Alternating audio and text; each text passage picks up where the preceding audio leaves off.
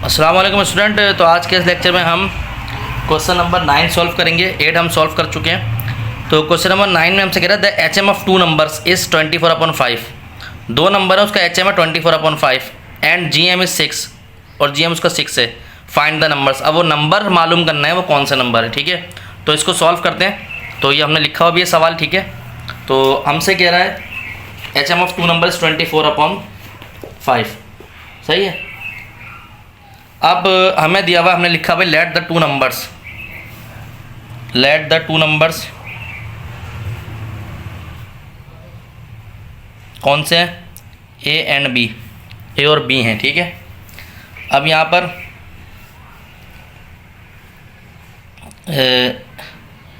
H M हमें दिया हुआ है कितना, 24/5।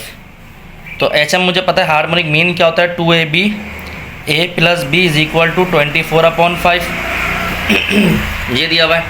ठीक है, उसके बाद ये दिया हुआ है। अब जी एम, अब चाहे तो यहाँ जी एम भी कर लेते हैं। और जी एम हमें दिया हुआ है, जी एम से क्या होता है, जी एम से हमें 2AB आ जाएगा तो आराम से निकाल लेंगे।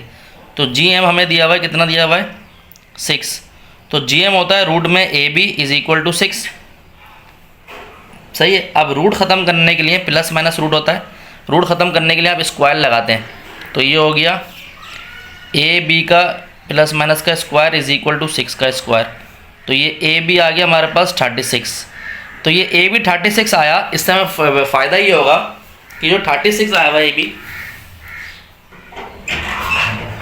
जो 36 ए बी आया हुआ है, ये मैं इधर पुट कर दूंगा। तो ये हमारे पास 2 ए बी कितना आ गया 36 और ये A plus B is equal to 24/5। तो अगर आप चाहें तो इस तरह ही मल्टीप्लाई कर सकते हैं। ये देखें, 2 1 ज़ा 2, 2 12 ज़ा 24। तो ये होगा 36 ए प्लस बी 12/5। अब जाहिर सी बात है 36 डिविजिबल है 12 से। तो 12 1 ज़ा 12, 12 3 ज़ा 36। तो ये होगा 3 A plus B is equal to 1/5। अब आप चाहें तो इसको रेसिप्रोकल कर दें। तो रेसिप्रोकल करके आप ए प्लस बी की वैल्यू निकाल लेंगे। तो ए प्लस बी हमारे पास आ गया 3 5/1 यानी कि 5। तो 3 इधर मल्टीप्लाई आएगा तो ए प्लस बी आया हमारे पास 15। ठीक है, 3 यहाँ पर मल्टीप्लाई हो गया इधर जाके। ठीक है, 5 से। तो ए प्लस बी कितना आ गया, 15 आ गया। अब उसके बाद स्टूडेंट 15 जब आया तो इस ए प्लस बी को मैं इधर पुट कर रहा हूँ ए प्लस बी में। तो यहाँ पर अगर आप देखें, या एक काम ये भी कर सकते हैं, ए प्लस बी 15 आया, ऐसे ए की वैल्यू निकालने, ए बराबर होगा 15 माइनस बी। ठीक है, ये बराबर होगा एक ए।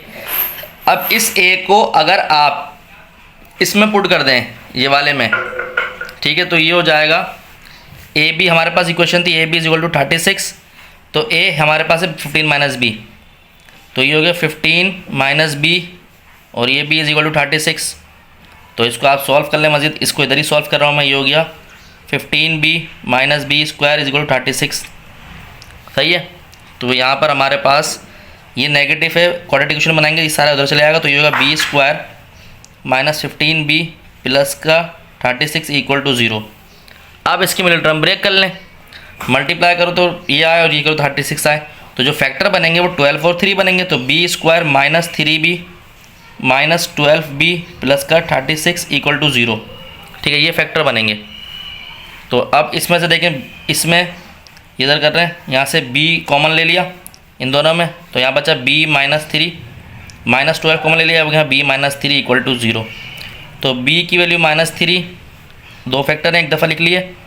और फिर यहाँ पर b माइनस 12 इक्वल टू 0।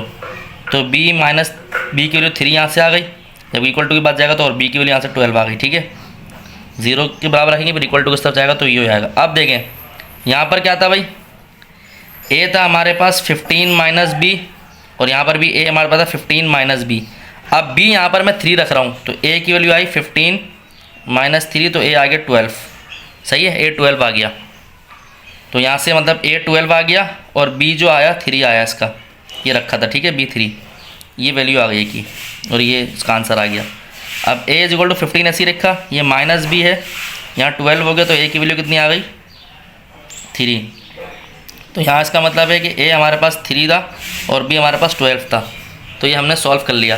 तो उम्मीद करता हूँ लेक्चर आपको समझ आएगा। तो अगर आपको चैनल अच्छा लगा लाइक और सब्सक्राइब करें, अपने दोस्त यार में शेयर करें, मज़ीद वीडियो आपको मिलती रहेंगी। अपना ध्यान रखें। अस्सलाम वालेकुम।